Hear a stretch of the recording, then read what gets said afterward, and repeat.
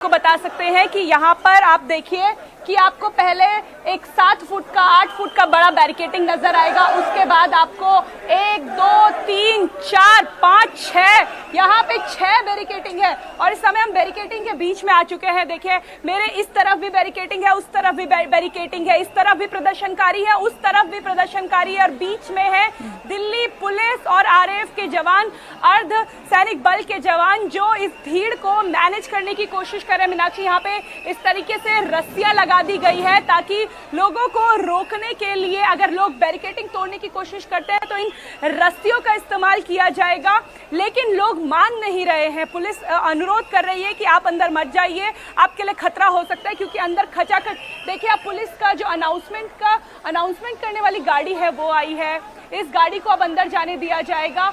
भीड़ को हटाया जा रहा है, लोगों को दिल्ली पुलिस समझाने की कोशिश कर रही है क्योंकि भीड़ बहुत ज्यादा हो चुकी है।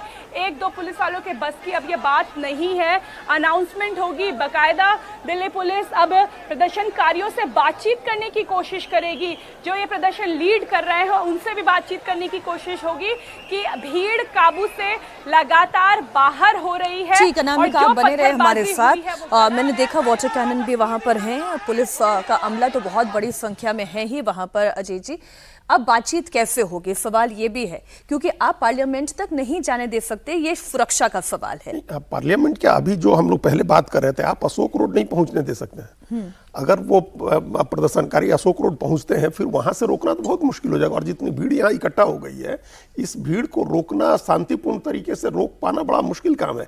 पुलिस को धैर्य रखना चाहिए, लेकिन अब सवाल है कि पुलिस के अधिकारियों से प्रदर्शनकारी बात करेंगे या पॉलिटिकल लीडरशिप से बात करेंगे।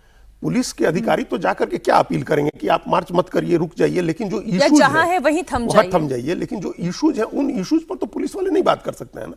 तो क्या पॉलिटिकल क्या प्लानिंग है सरकार की? इस भीड़ का वैसे भी नेतृत्व कौन कर रहा है, वो 5 चेहरे कौन है वो भी नहीं समझ में आ रहा। कोई नहीं, छात्र है। हाँ, बिल्कुल, ये तो स्पॉन्टेनियस है क्योंकि जो लोग नेतृत्व करने की कोशिश कर रहे थे तब तो 500,000 की भीड़ थी और अचानक आप देखें कहीं पे 10,000 करके सरप्राइज मच हुई है कि 1 लाख हो जाए कुछ देर में, ये सारी भीड़ मिला के।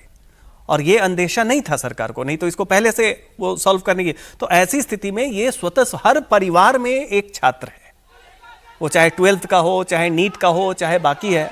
तो इसको हमने पहले भी कहा कि इसको एक पीढ़ी की मांग के तौर पे देखें, उनकी आकांक्षा के ऊपर जो चिंता है उसके तौर पे देखें, ना कि शिक्षा क्षेत्र में सुधार की मांग जायज मांग निश्चित तौर पे, और एक नई पीढ़ी की चिंता है। ये जो लोग इकट्ठा हुए हैं उन्हें सीजेपी से मतलब नहीं है। उन्हें सीजेपी से मतलब नहीं है। सोनम वांगचुक को बस उन्होंने एक देखा कि कोई व्यक्ति हमारी आवाज उठा रहा है, उसकी पृष्ठभूमि क्या है, क्या प्लेटफॉर्म है, उसका इनके बीच में चर्चा भी नहीं है। बस ये देख रहे हैं कि लद्दाख से आके किसी ने हमारी आवाज उठाई। फिर आप देखें सज्जन जी, अजीत जी, ये तस्वीर ये बता रही है कि इतने लोग हैं और कितनी ह्यूमिडिटी है, हम ये जान रहे हैं कितनी ह्यूमिडिटी है।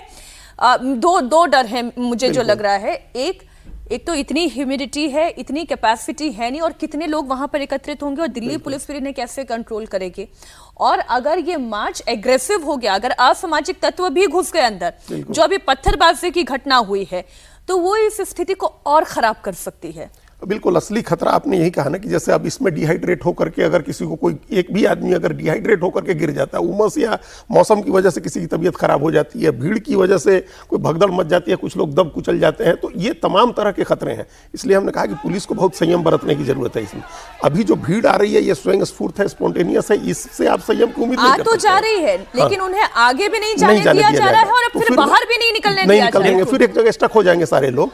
तो अभी वही जो हम पहले कह रहे थे कि पॉलिटिकल प्लानिंग क्या है, सरकार क्या सोच रही है कि इसको किस तरह से हैंडल करना है। सिर्फ लॉ एंड ऑर्डर के प्रॉब्लम की तरह हैंडल करिएगा तो फिर मामला बिगड़ेगा। लॉ एंड ऑर्डर का प्रॉब्लम ही नहीं है ये इशू बड़ा इशू है, पॉलिटिकल इशू है, गवर्नेंस से जुड़ा इशू है, इसको एड्रेस उस तरह से करना चाहिए। तुरंत सरकार को वांगचुक से बात करनी चाहिए, वांगचुक से संपर्क कर। इसमें कोई ईगो की बात नहीं है, इसमें क्या अहंकार की बात है, अपने लोगों के। और अब तो इस्तीफे वाली मांग भी नहीं है, कोई मांग नहीं है। और प्रधानमंत्री खुद को जब कहते हैं सुधार की मांग है, इसमें स्टेक होल्डर स्टूडेंट्स हैं, ना तो वांगचुक है, ना सीजेपी है, ना कोई है। तो सरकार को यह देखना चाहिए कि सबसे ज्यादा स्टेक इसमें जो है वो स्टूडेंट्स का है, तो उसके नाते आप जाइए, बड़ा हृदय दिखाइए। लेकिन अगर वांगचुक से बात हो जाती है तब आपको लगता है ये प्रदर्शन यहीं खत्म और थम जाएगा? नहीं, फिर देखिए वांगचुक ने ये ऑप्शन दे दिया है कि अगर हमें एश्योरेंस दिया जाए तो अनशन तोड़ेंगे। और मुझे लगता है वो जब अपील करेंगे तो क्योंकि आइफा के जो 3 स्टूडेंट बैठे हुए थे उन्होंने अपना अनशन खत्म कर दिया, वो कर दिया, लेकिन वांगचुक की अपील होगी तो ये छात्र जो है वांगचुक के अरेस्ट होने के बाद गए हैं, तो उनके अपील का हमें लगता है निश्चित तौर पे असर होगा। ठीक है, नहीं, उसको इसको एक प्लान करना होगा, मतलब वो भी अपील करेंगे, खाली उससे काम नहीं चलेगा। प्रॉब्लम है सर कि प्लानिंग के फेज में क्या है कुछ समझ में नहीं आ रहा है। अपील कराने के साथ साथ जो उनकी मांग है कि आपका एक डेलीगेशन मिले और उनको एश्योरेंस दे,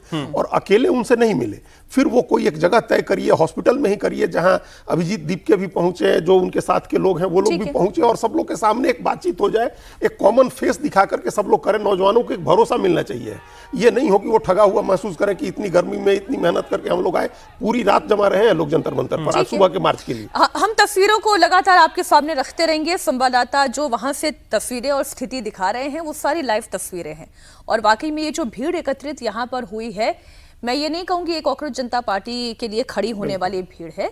ये वो स्टूडेंट है, ये वो छात्र हैं, ये वो जनरेशन है जो ये पूछ रही है कि शिक्षा सुधार के क्षेत्र में सरकार क्या कर रही है, उन्हें वो जवाब चाहिए।